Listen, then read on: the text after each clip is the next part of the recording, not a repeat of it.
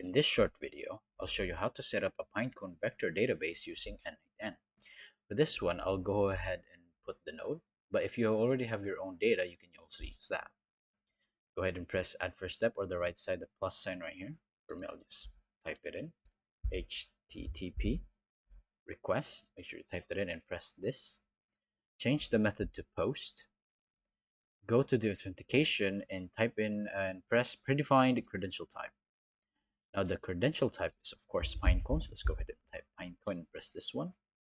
And for this one, I already have an account, but an API. But if you don't have one, you can go ahead and create a new credential and paste the API.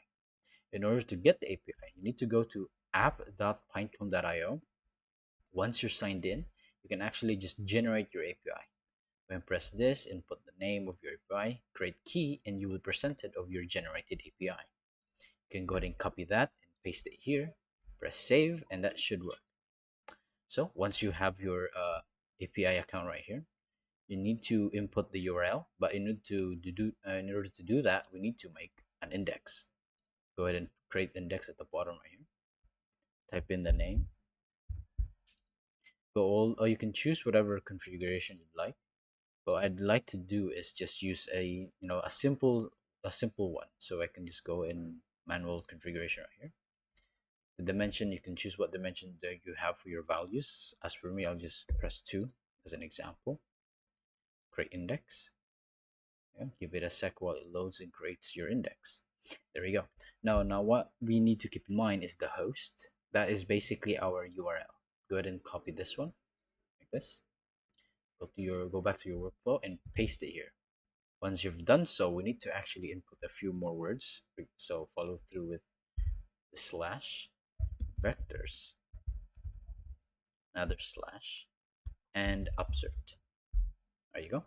Once you've done that, if you already have your data connected to this node, that's pretty much fine. You can go ahead and test the step.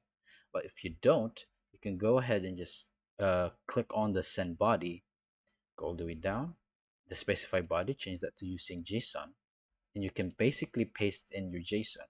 As for me, I'll go ahead and paste my data right here as an example like that. It's basically 2 dimensions. So once you've done that, you can just test step, and that should work as you basically use your database at the Pinecone right there. You can go back to your n8n and it should reflect here. Let me go ahead and refresh it. There you go. It has reflected what we typed in. Basically, there we go.